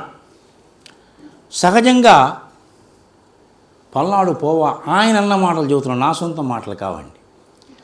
రసికుడు అంటే కొద్దిగా ఆస్వాదించేటువంటి మనసు ఉన్నటువంటి వాడు ఎవరు కూడా ఆ రోజుల్లో రసికుడు పోవడు పల్నాడెసగంగా. ఇష్టపడి ఎవరు కూడా పల్నాడు పోరట. ఆయన అన్న మాటలు చెబుతున్నాడు. ఎందుకనండి ఎసగంగా అంటే ఇష్టంగా పోడట. ఎందుకనంటే రంభయైన నేకులు వడకు, అందరినీ మురిపించేటువంటి రంభ సైతం కూడా ఏకులు వడుకుతుంటుందట అక్కడ. అంటే ఆ పరిస్థితులు అలా ఉన్నాయి. వసుదేశుడైన దున్నును, వాడికి 50 ఎకరమైన ఉన్నది కాక వాడు రాజు అవ్వచ్చు, ఆ ప్రాంతానికి ప్రభువు అవ్వచ్చు, కానీ వాడు దున్నుకోవాలి. ఎందుకంటే పంట అక్కడ తక్కువ పండుతుంది. కాబట్టి వసుదేశుడైన దున్నును కుసుమాస్త్రుండైన జొన్న కూడే కుడుచున్ను. శ్రీనాథుడు అసలు జొన్న కూడి అసలు ఇష్టం ఉండదు పాపం ఆయన. కుసుమాస్త్రుడు అంటే పూలబాణాలు వేసేటువంటి వాడు. పూలబాణాలు వేసేటువంటిది ఎవరు మనందరికీ తెలుసు, మన్మథుడు. అంత అందగాడైనటువంటి మన్మథుడు కూడా అక్కడికి వెళితే ఏం చేయాలట, జొన్న కూడే కుడుచున్. అక్కడికి వెళ్తే జొన్న కూడు. దాని గురించి ఆయన చాలా అన్నాడు. ఎందుకంటే శ్రీనాథుడు అన్ని దశలు జీవితంలో అన్నీ చూశాడు. శ్రీనాథుడు చాలా చూశాడు. చిన్న చిన్న రాళ్ళు పల్నాడు గురించి చెప్పాడు చాటు పద్యం. చిన్న చిన్న రాళ్ళు చిల్లర దేవుళ్ళు నాగులేటి నీళ్ళు నాపరాళ్ళు సజ్జ జొన్న కూళ్ళు సర్పంబులును తేళ్ళు పల్లెనాటి సీమ పల్లెటూళ్ళు. ఎంత అద్భుతంగా ఆయన ఆనాటి పరిస్థితులను వర్ణించాడు చూడండి. కాబట్టి ఆ ఏరియా అలాంటిది. ఎందుకంటే ఒక్కొక్క ఏరియాకు వచ్చినప్పుడు ఆ కరువు కాటకాలతోటి తాండం వాడుతుంటుంది. కొన్ని ప్రదేశాల్లో ఆ ప్రదేశంలో అడుగు పెడితే మనకు కూడా మన మనస్తత్వం కూడా కొన్ని ఏరియాస్ ఫలానా నేను చెప్పట్లేదు, పేరు చెప్పటం లేదు. ఒక కథ చెప్తారు. చాటులో ఒక కథ ఉన్నది. రామలక్ష్మణులు వెళుతున్నారు. సీతమ్మవారు, రాముల వారు, సీతమ్మవారు, లక్ష్మణుడు. ఒక ప్రదేశంలో రాగానే లక్ష్మణుడు మూటా గీట కింద పడేసి, ఏంటి నేనేమన్నా మీకు నేను సేవకుని అనుకున్నారా, ఏంటిది నా చేతి మోయించడం ఏంటి, నేను ఏమైనా బానిస్తాను అనుకున్నారా అని అడ్డం తిరిగాట లక్ష్మణుడు. సీతమ్మవారు ఇప్పటిదాకా బాగానే ఉన్నాడు కదా, లక్ష్మణుడు ఇట్లా మాట్లాడుతున్నాడు ఏందని. రాముల వారు అన్నాడు, అది ఆయన తప్పు కాదు, ప్రదేశం తప్పు. అది కాసేపు ఆగితే ఈ ప్రదేశం దాటంగానే లక్ష్మణుడు మళ్ళీ తీసుకుంటాడు చూడు అన్నాడు. అంత ఒకటే మాట. అదే ప్రదేశం అనేది మనం బహిరంగంగా చెప్పడం బాగోదు, కానీ చెబుతున్నాను. ఆ ప్రదేశం గొప్పతనం, అది పౌరుషాలకు వెళ్తుంటుందన్నమాట. ఆ ప్రదేశంలో చెప్పలేం. కాబట్టి ఒక్కొక్క ఏరియాని బట్టి ఉంటుందన్నమాట. కాబట్టి ఇక ఒకానొక సందర్భంలో రాజుగారు తిరుమల రాయుడు, ఏ మనిషికైతే పొగిడించుకోవాలి అని కోరికుందనుకోండి, పొగిడించుకోవాలి బాగా అని కోరికుందనుకోండి, ఎదుటి వాడిని అడుగుతాడు. అందులో కవి దొరికాడనుకోండి, నన్ను పొగుడుతావా అని రాజుగారు అయితే గ్యారంటీగా అడుగుతాడు. ఈ తిరుమల రాయుడి దగ్గరికి వెళ్ళాడు ఎవరు, తెనాలి రామకృష్ణుడు. నన్ను పొగడమన్నాడు. ఏమని పొగడం, రెడీ, పొగడడానికి సిద్ధంగానే ఉన్నాడు. కానీ తిరుమల రాయుడికి అప్పుడే ఒక కన్ను పోయి ఉన్నది. ఒక కన్నే కనిపిస్తున్నది, ఒక కన్ను పోయింది. అలాంటి వ్యక్తిని పొగడాలంటే మరి ఎంత శక్తి ఉండాలి. ఎత్తుకోవడమే, ఒక కన్ను లేదు నీ కన్నాడు అనుకో, వీడినేసేయండిరా అంటే లేదు. ఎందుకంటే రాజుగారి కూతురు బాగుందన్న తప్పి, బాగలేదన్న తప్పట సామెతం తెలుగులో. వెనకటి రాజుగారి అమ్మాయి రోడ్డు మీద పోతుంటే ఎవడో అమ్మాయి బాగుందని కామెంట్ చేశాడు. వాడిని పట్టుకొచ్చి కొట్టారు. ఎందుకు కొడుతున్నారంటే, నువ్వు రాజుగారి అమ్మాయి ఎంతటి వాడేవాను అని. ఇప్పుడు నేనేమన్నాను, అమ్మాయి బాగుందన్నావు అంతే కదా, రాజుగారి అమ్మాయి బాగలేదన్నాడు. అప్పటిదాకా 4 కొట్టినోడు 8 కొట్టాడు. రాజుగారి అమ్మాయి బాగలేదని ఎంతటి వాడేవా నువ్వు. ఏదొచ్చినా సమస్య. ఎందుకంటే అత్తగారి పట్టు చీర బాగుందన్న తప్పి, బాగలేదన్న తప్పి అని ఒక సామెతం తెలుగులో. చాలా తమాషాగా వచ్చినాయి ఇవన్నీ కూడా. కాబట్టి రామకృష్ణుడు చాలా తెలివైన వాడు కాబట్టి అద్భుతంగా వర్ణించాడు కవిని. ఆ రాజుగారిని ఏమంటున్నాడో చూడండి. అన్నాతి గూఢ హరుడవు, ఆ ప్లస్ నాతి అన్నాతి, అన్నాతి గూఢ హరుడవు. ఓ రాజా, నీకు ఒక కన్నే కదా ఉంది. ఆ మాట అనకుండా నీ భార్య నీ పక్కన ఉంటే నువ్వు శివుడు అంతటి వాడమన్నాడు. ఎంత గొప్పగా చెప్పాడో చూడండి, మీకు అర్థమై ఉంటుంది. నీ భార్య నీ పక్కన ఉంటే నువ్వు శివుడితో సమానం అన్నాడు. ఎందుకని, ఆయన భార్యకు 2 కళ్ళు, ఈయనకు ఒక కన్ను కలిస్తే 3 కళ్ళు, 3 కళ్ళు ఉంటే శివుడు అనమాట. ఎంత సమయస్ఫూర్తి ఉంటే అనగలడు. కవిత్వం కూడా సామాన్యమైన అంశం కాదు, నవ్వించడం కూడా. ఆహా అనుకున్నాడు రాజు. అన్నాతి గూఢ హరుడవు. 2వ లైన్ చూడండి, ఇంకా బాగా చెప్పాడు. అన్నాతిని గూఢకున్న అసుర గురుండు. అసుర గురుడవు నువ్వు. అసురులకు గురువు ఎవరయ్యా, శుక్రాచార్యుడు, రాక్షస గురువు. ఆయనకు ఒక కన్నేగా. నీ భార్య నీ పక్కనుంటే నువ్వు శివుడివి, నీ భార్య నీ పక్కన లేకపోతే శుక్రాచార్యుడివి. మొత్తానికి నువ్వు దేనికైనా మనగాడివే. అది మనబోటుడైతే అనలేడు. అట్లా మనబోటుడైతే అంత సమయస్ఫూర్తిగా చెప్పడం చాలా కష్టం. అన్నాతి గూఢ హరుడవు, అన్నాతిని గూఢకున్న అసుర గురుండవు, అన్నా తిరుమలరాయ కన్నొక్కటి మిగిలేగా అని కౌరవపతివే. ఒక్కటే మాట అన్నాడు. రాజా, అసలు ఇన్ని మాటలు దేనికి? ఒక కన్ను పోయింది కానీ ఒక కన్నే మిగిలింది. ఈ కన్ను కూడా పోయినట్లయితే నువ్వు ధృతరాష్ట్రుడు వాడు అన్నాడు. ఒకటే మాట. ధృతరాష్ట్రుడికి 2 కళ్ళు కూడా లేవు కదా. ఆ మాట మనం అనగలమా అని శభాష్ అనిపించుకున్నాడంటే రాజు ఏమనుకున్నాడు, ఎవరితో పోల్చాడు? మొట్టమొదట శివుడితో, 2వ లైన్లో శుక్రాచార్యుడితో, 3వ చోట ధృతరాష్ట్రుడితోటి. అన్నాతి గూఢ హరుడవు, అన్నాతిని గూఢకున్న అసుర గురుడవు, ఇవన్నా తిరుమలరాయ కన్నొక్కటి మిగిలేగా అని కౌరవపతివే. కన్నొక్కటి లేదు కానీ కాంతుడు నీవే అని కూడా లైన్ కూడా ఉంది. ఆ కన్ను కనుక ఉంటే నువ్వు మన్మధుడు లాంటి వాడివి కదా, ఒక కన్ను ఉంది కదా, ఇంకో కన్ను కూడా ఉంటే నువ్వు మన్మధుడితో సమానం అని అట్లా చెప్పాడు. కన్నొక్కటే మిగిలింది కానీ ఇది కూడా పోయిన ధృతరాష్ట్రుడు వాడివి అని చెప్పి ఆ మాట అన్నాడు. కాబట్టి ఏదైనా వాళ్ళకి చెల్లింది. ఎందుకనంటే అర్థం వాదన వర్తతే అన్నారు మహానుభావులు, మహాకవులు. నాబోటి వాడు ఏదన్నా రాస్తుంటే ఇంగ్లీష్లో గ్రామర్ కోసం వెతుక్కుంటాను. ఇంగ్లీష్లో ఏం సామెత ఉందంటే, we follow grammar Shakespeare we follow grammar, grammar followed Shakespeare అన్నారు ఒకటే మాట. మనం గ్రామర్ వెంటబడితే గ్రామర్ షేక్స్పియర్ వెంటబడింది అటు నన్ను వాడుకోమని. అర్థం వాదన వర్తతే అన్నారు సంస్కృతంలో మహానుభావులు. అంటే వాళ్ళ దగ్గర ఆ శక్తి ఉన్నదన్నమాట. ఆధునిక కాలంలో ఒక కవి తమాషగా రాజకీయ నాయకులు, సంఘ సేవకులు, కొంతమంది నిజమైన సంఘ సేవకులు కాదు వాళ్ళు, వాళ్ళ మీద అంటే అందరం మనం అనలేము కదా, నిజంగా ఉన్నారు, మంచివాళ్ళు ఉన్నారు. వ్యంగ్యంగా చెప్పినటువంటి ఒక పద్యం ఆయనకు రోడ్డు మీద ఒకరు తగిలాడు కావాలి. ఇంత తమాషగా చెప్పాడు చూడండి. దీన సేవ చేయు దేశభక్తుడొకడు. దేశభక్తి బాగా ఎక్కువ ఉంది ఆయనకి. ఎలాంటి దేశభక్తి? దీన సేవ చేయు, దీనులకి సేవ చేయాలని కోరిక. దీన సేవ చేయు దేశభక్తుడొకడు బక్క జిక్కు పేదవానిగాంచి. ఇంతవరకు ఏం హాస్యమేమి లేదు. బాగా దెబ్బతిన్నటువంటి బక్క చిక్కిన పేదవాడిని చూసేట ఇక చూడండి హాస్యం మొదలైంది.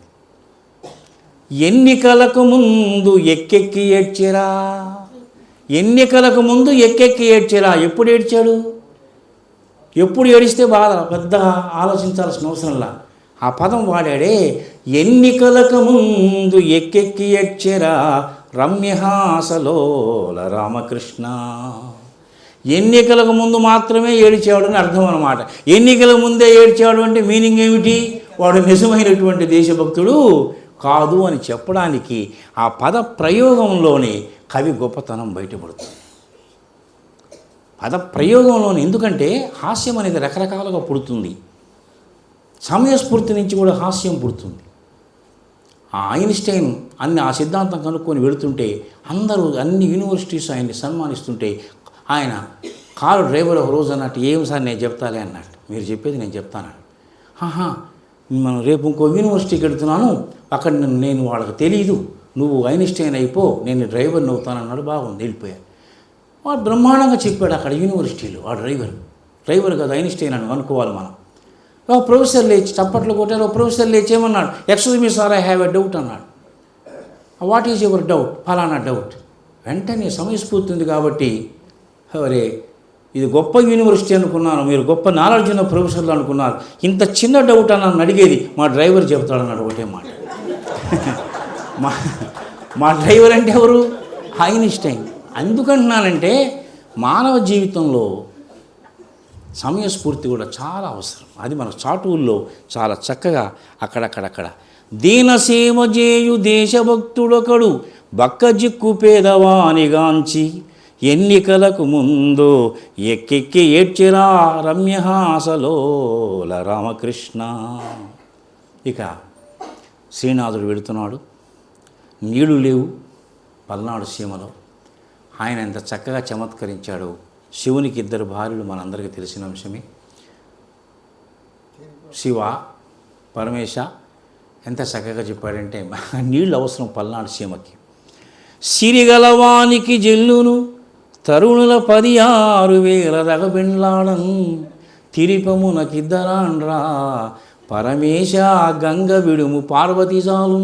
సందర్భోచితంగా చెప్పాడు. బాగా ఉన్నవాడు 16,000 మందిని చేసుకుంటాడు. నాయనా నీకెందుకు, నువ్వు తిరిపేము అంటే భిక్షకు తిరిగేటువంటి వాడి, మామూలుగా భిక్షకుడి విను, ఆది భిక్షువు విను, నీకు అనవసరంగా ఇద్దరు. కాబట్టి పార్వతమ్మ వారినట్టు నీ భార్య, గంగ వదులునైనా మాకు అని, అంటే మాకు నీళ్ళు ఇవ్వమని ఒక అర్థము. ఎంత తమాషాగా చమత్కరించారో. అదొక్కటే కాదు, ఇంకా శ్రీనాథుడు అద్భుతమైనటువంటి ఆయన. ఇది చెప్పే లోపల ఇంకొకటి చెప్తాను. మరి మధు గారిని 2-3 ఉన్నాయి, మీ అందరి అనుమతితోటి అన్నమాట. ఒక కవి దేనికైనా వేషం ఉండాలి. వేషం లేకపోతే కష్టం. ఎందుకంటే ఎంత పండితుడివైనా వేషం ఉండాలి, మినిమం తగిన వేషం ఉండాలి, లేదా గుర్తింపు లేదు. ఒక కవి అంటే ఇదివరకు ఏముండేవి? తలపాగా, ఈ చంకలో పెట్టుకునేటువంటి తాళపత్ర గ్రంథాలు రాసేటువంటివి అవన్నీ ఉంటాయి కదా, ఆకులు, అవన్నీ ఉండాలి, ఘంటం ఉండాలి. ఇవేమీ లేకుండా కవి రోడ్డు మీదకి వచ్చాడు. అరటి పండ్ల షాపు చూసి అరటి పండ్ల మీద చేసి అరటి పండ్లు చవి చూస్తాను అన్నాడు. అరటి పండ్లు షాప్ అతను ఆయన కవి. అరటి పండ్ల షాపు కూడా కవిత్వం వచ్చు కావాలి, మనకేం తెలుసు మరి. తర్వాత చెప్తానే. భోజరాజు గారితో మాట్లాడితేనే కవిత్వం వచ్చేదట. కమ్మన్ వీట్టు కత్తుత్తరీయం కవిసుళ్ళు అని అంటారు. కమ్మ మహాకవి ఇంట్లో కట్టుకొయ్యి కూడా కవిత్వం చెబుతుందట. కమ్మన్ వీట్టు కట్టుత్తరీయం కవి పాడుమంటారు. అది కవిత్వం పాడుతుందట. కమ్మ మహాకవి ఇంట్లో చిన్న కవిత్వం, ఇది చిన్న కొయ్య కూడా. అట్టనే భోజనుడు ఆస్థానమనే కాదు, ఆయనతో ఎవరు మాట్లాడినా వచ్చేసేదట కవిత్వం. సరే, ఈ కవి అంటున్నాడు ఆ పండ్ల మీద చేయేస్తూ, చవి చూడన ఫలములనే, యజమానితోటి చవి చూడమంటావా ఈ ఫలాన్ని అన్నాడు. అనగానే వాడేమంటున్నాడు, చవి చూచిన పండ్లురాలు చక్కగా బొమ్మ. రెండు అర్థాలు ఉన్నాయి. చవి చూస్తే పళ్ళు రాలుతాయి జాగ్రత్త అని. ఎందుకంటే హాస్యం అనేది శ్లేషలో హాస్యం ఉంది, ధ్వనిలో హాస్యం ఉంది. ఒక సాయంత్రం వేళ బాగా పండితులైన బ్రాహ్మణుడు అటు ఇటు చూసి ఆకాశం వైపు చూసి అస్తమేతి గభస్తిమాన్ అన్నట్ట. అనగానే అంటే సూర్యుడు అస్తమించాడు అని, అంతమించేమి లేదు. అస్తమేతి గభస్తిమాన్ అని. అక్కడే ఉన్నటువంటి ఒక బ్రహ్మచారి, నేను ఇప్పుడు అర్ఘ్యం ఇచ్చుకోవాలి, టైం అయిపోయింది అని ఆయనకు అర్థం స్ఫురించి ఆయన పరిగెత్తాడు. ఒక ఇల్లాలు అక్కడ ఉందట. అయ్యో, నా పిల్లలు స్కూల్ నుంచి వస్తారు, వాళ్ళకి ఏదైనా చేసి పెట్టాలని ఆమె పరిగెత్తిందట. చూడండి, అక్కడ ఇంకొకడు ఉన్నాడు, దొంగవాడు. నా డ్యూటీకి టైం అయిందని వాడు వెళ్ళాడట. అంటే ఒకే మాట రకరకాలుగా వినిపించే దాని ధ్వని అంటారు. సంస్కృతంలో ధ్వని చాలా ఉన్నది. అస్తమీతి గభస్తిమాన్. కాబట్టి చవి చూడన ఫలములనే అనగానే చవి చూచిన పళ్ళు రాలు చక్కగా బొమ్మ అని వాడన్నాడు. ఇతనంటున్నాడు, కవి నేను కనులగనవా. ఏమయ్యా, నేను కవిని కదా, కనిపించకుండా వినిపించేవాడిని కదా, నేను కవిని కదా, కనులగనవా, ఆ మాత్రం నన్ను గుర్తుపట్టలేకపోతున్నావా, నేను కవిని అన్నాడు. వాడేమన్నాడు వెంటనే, కవివైతే చంకనాకు గంటం మేది. జాగ్రత్తగా ఆలోచించండి, ఇక్కడ ధ్వని. కవివైతే చంకనాకు అనగానే కోపం వస్తుంది ఎవరికైనా. చంకనాకు ఇదేంద్రా అని. వాడి ఉద్దేశం ఏమిటి? చంకన ఆకు. ఆకు అంటే తాళపత్రం. అవేవయ్యా, కవికి ఉండాల్సిన లక్షణాలు ఉండాలి కదా. కవివైతే చంకన ఆకు గంటం ఏది, గంటం ఉండాలి కదా. ఈ చంకలో పెట్టుకునేటువంటి ఆకులు ఉండాలి కదా. ఇవేవి లేకుండా కవి అంటే నేను ఎట్లా గుర్తుపట్టమంటా ఉన్నాడు వాడు. ఇందులో ఎవరిని తప్పుపడడానికి లేదు. అంటే కవి ఎవరికి తగిన వేషం వాళ్ళకు ఉండాలి, తప్పదు. టీచర్కి ఒక వేషం, ఎవరి వేషం వాళ్ళకు ఉంటేనే వాడికి మినిమం గుర్తింపు. ఇప్పుడు శాలువా వారు కప్పారు, ఈయనకి ఏదో కొద్దిగా గొప్ప పాండిత్యం ఉన్నది అని చూసేవాళ్ళకి మినిమం. ఉన్నా లేకపోయినా తర్వాత సంగతి. ముందు నందన శ్రీనివాసరావు కొద్దిగా పాండిత్యం ఉందని చూసేవాడికి అనిపించడం కోసం ఉన్న శాలువా పనిచేస్తుంది కొంతసేపు. తర్వాత ఉంటే సరే. బాగా ప్రాచుర్యం పొందితే జగమెరిగిన బ్రాహ్మడికి జంజమేళ అని మనందరికీ తెలిసిన అంశమే. అట్లా అన్నమాట. ఇక వీళ్ళిద్దరూ ఒక రోజున కవివైతే సంకనా గంట మీద తీసేసాయి. ఇద్దరు మహాకవులు వెళుతున్నారు. ఇద్దరు సామాన్యులు కారు. అయితే మనందరికీ తెలుసు కాళిదాసు గారు. ఎవరు? సంస్కృతంలో మహాకవి కాళిదాసు. చెప్పేది ఏముంది? కాళిదాసు భవభూతి ఇద్దరు వెళుతున్నారు. ఇద్దరు సామాన్యులా? అది వాళ్ళిద్దరికీ అసలు చాలా గ్యాప్ ఉన్నది. ఊరికినే కల్పించారు ఎవరో. కాళిదాసు అన్నట్ట ఒక వేశ్యాన్ని చూసి సున్నం ఇవ్వమని అడిగాడు. కాళిదాసు గారు. కాళిదాసు కంటే ముందు భవభూతి అడిగాడు. ఏమని అడిగాడు చూడండి. పూర్ణిమా నియతాం చూర్ణం పూర్ణచంద్ర నిభాననే. మంచి పండితుడు కదా భవభూతి. ఉత్తరే రామచరితే భవభూతిని విశిష్యతే అన్నారు. కాళిదాసు అన్నట్టు చెబుతారు. అసలు కాళిదాసుకి ఆయనకి సంబంధం లేదు. కాళిదాసు తర్వాత వచ్చాడు భవభూతి. ఉత్తర రామచరిత్రలో నన్నే దాటిపోయావు భవభూతి అన్నట్టు కాళిదాసు. అంత గొప్పవాడు. సరే, ముందు ఏమన్నాడు భవభూతి? పూర్ణిమ నియతాం చూర్ణం. చక్కని విరబూసినటువంటి వెన్నెల ముఖం కలిగినటువంటి ఓ అమ్మాయి, దానా సున్నం ఇవ్వమని అడిగాడు. పూర్ణిమ నియతాం చూర్ణం పూర్ణ చంద్ర నిభాననే. ఇక్కడ ఆమె వేశ్య కాబట్టి సహజ లక్షణం ఎవరు ఎక్కువ డబ్బు ఇస్తే వాళ్ళ మీద ప్రేమ చూపిస్తుంది అనేటువంటి మనకందరికీ తెలిసిన అంశమే. ఈయనేమన్నాడో చూడండి. కాళిదాస్ గారు వర్ణాని స్వర్ణపర్ణాని కర్ణాంత కీర్ణలోచని. వర్ణాని స్వర్ణపర్ణాని, బంగారం వంటి మెరిసేటువంటి శరీరమాకృతి కలిగినటువంటి రంగు కలిగిన దానా, కర్ణాంత కీర్ణలోచని, ఈ కళ్ళున్నాయే చెవుల దాకా వ్యాపించినాయి. అంటే చక్కటి కళ్ళు, మనం కలువ కళ్ళు ఉంటాం, మనం బాగా విరబూసి చక్కగా ఉన్నాయి కళ్ళు. ఇక్కడ విచిత్రం ఏంటంటే ఆమె సున్నం ఎవరికి ఇచ్చిందయ్యా? కాళిదాసుకి ఇస్తానందట, భవభూతికి ఇవ్వను. ఎందుకని అంటే ఆ కవి తమాషాగా చెప్పాడు. ముందు భవభూతి ఏమన్నాడు? పూర్ణిమ అణ వచ్చింది చూడండి, ఒక అణ. నియతాం చూర్ణం రెండో అణ. పూర్ణచంద్ర నివానని మూడు అణాలే ఉన్నాయి అక్కడ. మనందరికీ తెలుసు అణాలని చెప్పి అర్ధనాలని చెప్పి ఉండేవి ఆ రోజుల్లో. కాబట్టి ఆయన అన్న దాంట్లో అణాలు ఎన్ని ఉన్నాయి? మూడే ఉన్నాయి. కాళిదాసు ఏమన్నాడు? వర్ణాని స్వర్ణపర్ణాని కర్ణాంత కీర్ణలోచని, 5 అణాలు ఉన్నాయి. కాబట్టి 5 అణాలు ఉంది కాబట్టి కాళిదాసు గారికి ఇచ్చిందట ఆమె చూర్ణం. ఇది జరిగిందా జరగలేదా అని పక్కన పెడితే ఎంత చక్కటి ఇవి అనుభూతులతో కూడుకున్నటువంటి పద్యాలు అనేటువంటివి ఇంకొకటి చెప్పి మీకు బాగా అయిపోయింది రండి. కుంభకర్ణుని నిద్ర లేపారు. అసలు వాడు నిద్ర లేపడం అంటే అది మహాబ్రహ్మ ప్రళయం, ఇది మనందరికీ తెలిసింది. ఎన్నో ఆహారాలు వాడికి వాసన చూపిస్తే కానీ వాడు లేవడు. బ్రహ్మ వరప్రసాది వాడు, కమ్మటి నిద్రపోతుంటాడు, లేవడు. అలాంటి వాడిని లేపారు మొత్తానికి. అయ్యా అయిపోయింది మొత్తము, మన సైన్యం మొత్తం పోయింది, మహామహానుభావులు అందరూ పోయారు, రాజుగారు నేను లేపమన్నారయ్యా అని లేపితే శుభమా అంటూ సామెత చెప్తారే, ముద్దు బలకరా మురిపం గురవరా ముద్దుపేళ్ళ కొడుక అంటే అది అన్నాడని చెప్పి అన్నట్లుగా నేను నిద్ర లేపారు. నిద్ర లేపి ఎందుకు లేపారు అని అడిగాడు.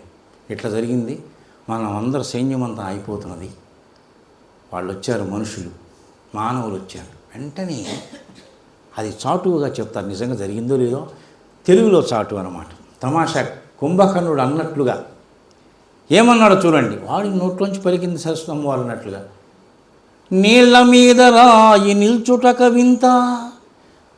ఏంటి, బ్రిడ్జి కట్టారా? నీళ్ల మీద రాయి నిలవడం ఏంటి అసలు? ఇదొక వింతలాగా ఉంది. నీళ్ల మీద రాయి నిల్చుటక వింత, వానరులు సైన్యమై వచ్చుటక వింత. చెట్టుకో చోట పట్టుకో చోట తిరిగేటువంటి కోతులు వానరులు సైన్యమై రావడం ఏంటి? లెఫ్ట్ రైట్ అనుకుంటూ ఇవన్నీ వింతలు జరుగుతున్నాయి. 2 లైన్లు బాగున్నాయి.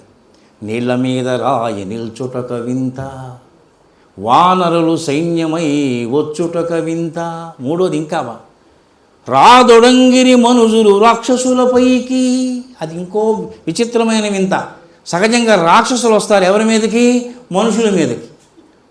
రాదొడంగిరి మనుషులు రాక్షసులపైకి చెవిటు కాలంబు లంకకు సంభవించే. స్పష్టంగా చెప్పేశాడు. రామాయణం అయిపోయింది అక్కడతోటి. నిద్ర లేపంగానే చెప్పాడు అన్నట్లుగా మన తెలుగు వాళ్ళు అద్భుతమైనటువంటివి ఎన్నో ఇట్లాంటి వాటన్నిటినీ ఒక గ్రంథస్థం చేశాడు మహానుభావుడు వేటూరి ప్రభాకర శాస్త్రి గారు. చాటు పద్య మణి మంజరి అని చెప్పి నేను ఆ పుస్తకాన్ని 25 సంవత్సరాల క్రితమే నేను చదివాను. నాకు బాగా పిచ్చి చదువు అంటే చెప్తే దాని డబ్బే రాదు, ఊరికి నేను చెబుతాను. బాగా చదివే అలవాటు ఉంది నాకు.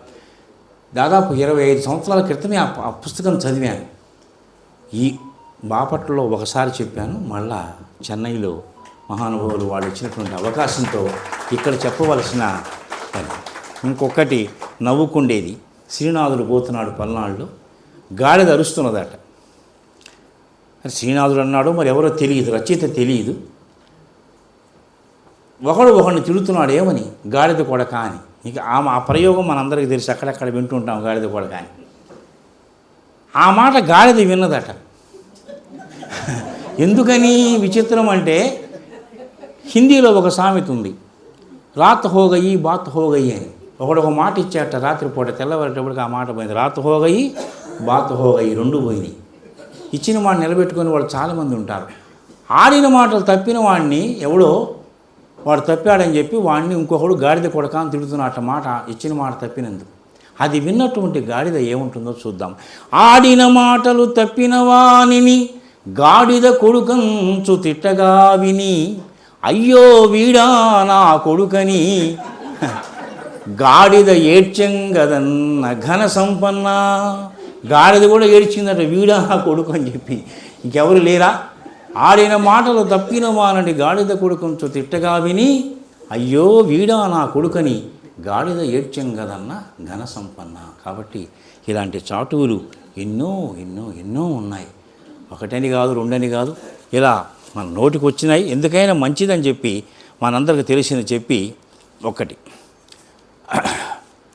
ఓ విష్ణుమూర్తి, ఏంటి కృష్ణావతారంలో పూతన యొక్క చేదు ద్రాగి నువ్వు గొప్పవాడమని చెప్పుకుంటున్నావు. ఒకసారి ఆవుల మంద మీదకి అగ్నిమంట రూపంలో ఒక రాక్షసులు వస్తే మింగేశావు నువ్వు, అది గొప్పగా చెప్పుకుంటున్నావు. అది కాదు గొప్ప. శ్రీనాథుడు అంటున్నాడు, ఒకసారి పల్నాడు రా ఒకసారి పల్నాడు రా స్వామి. ఏమంటున్నాడు చూడండి, పుల్ల సరోజనేత్ర, చక్కగా విరిసినటువంటి ఇచ్చుకున్నటువంటి తామర పూలు అంటే కన్నులు కలిగినటువంటి వాడా, పుల్ల సరోజనేత్ర, అలా పూతన చన్నుల చేదుద్రావి, విషం తాగేవాడు. పూతన విషం రాసుకొని వచ్చింది కదా, నాడల్ల దవాగ్ని మింగితి వటంచు, పెద్ద అగ్నిని మింగామని చెప్పి నిక్కెదవేళ, అది గొప్ప అనుకుంటున్నావా స్వామి? అది కాదు గొప్ప. రా తింత్రిని పల్లవయుక్తమో ఉడుకు బచ్చలి శాఖము జొన్నకూటితో, చింతపండు రసంతో కలుపుకున్నటువంటి తింత్రిని అంటే అదే కదా. చింత్రిని పల్లవయుక్తమౌ ఉడుకు బచ్చలి శాఖము జొన్నకూటితో, జొన్నకూడే కష్టం, అందులో బచ్చలి కూర, పులుపు, ఈ రెండు కలుపుకొని ఒక ముద్ద తెచ్చొద్దు స్వామి, ఒక్క ముద్ద తినమన్నాడు. చూడు ఏమంటున్నాడు, తింత్రిని పల్లవయుక్తమౌ నుడుకు బచ్చలి శాఖము జొన్నకూటితో, ఒక్క ముద్ద ద్రిగమింగుము నీ పస కాననయ్యడి. నీ గొప్పతనం ఏందో తెలుస్తుందిరా, పల్నాడు రా, ఒక ముద్ద దీను జొన్నకూడును బచ్చల కూర కలుపుకొని తింటే విషం మింగాను అని చెప్పుకోవడం కాదు స్వామి. అంటే జొన్నకూడుతో తినడం ఎంత కష్టమా అనేటువంటిది శ్రీనాథుడికి అనిపించి చెప్పాడు. ఇవన్నీ కూడా చాలు. చివరికి ఒక మాట అన్నాడు, గాడిద అరుస్తుంటే, కూయిచు నుండెడి కొండ వీటిలో గాడిద నీవును కవివి కాదు కదా అనుమానమయ్యడిన్. ఓ గాడిద, నువ్వు అటు అరుస్తున్నావు, పొరపాటు నువ్వేమన్నా కవివా అన్నాడు. ఒకటే మాట. ఎందుకంటే మిడిమిడి జ్ఞానంతో కవులు చాలామంది ఉంటారు. గొప్ప కవులు వేరు, మిడిమిడి జ్ఞానంతో కవులు వేరు. ఆ వాళ్ళ మీద వేసిన చురక అన్నమాట ఇది. ఓ గాడిద, పల్నాడు సీమలో తిరిగేటువంటి ఓ గాడిద, నీవు కవివి కాదు కదా అనుమానమయ్యడి, నాకు అనుమానంగా ఉందన్నాడు శ్రీనాథుడు. కాబట్టి నాకు ఈ అవకాశం ఇచ్చినటువంటి వేద విజ్ఞాన వేదిక ఇంతవరకు విన్నటువంటి మీ అందరికీ ఎక్కడన్నా పొరపాట్లు దొల్లినా నన్ను క్షమించమని మనస్ఫూర్తిగా, పెద్ద మనసుతో నన్ను క్షమించమని అందరికీ నాకు ఈ అవకాశం ఇచ్చిన మరొక్కసారి ధన్యవాదాలు తెలుపుకుంటాను.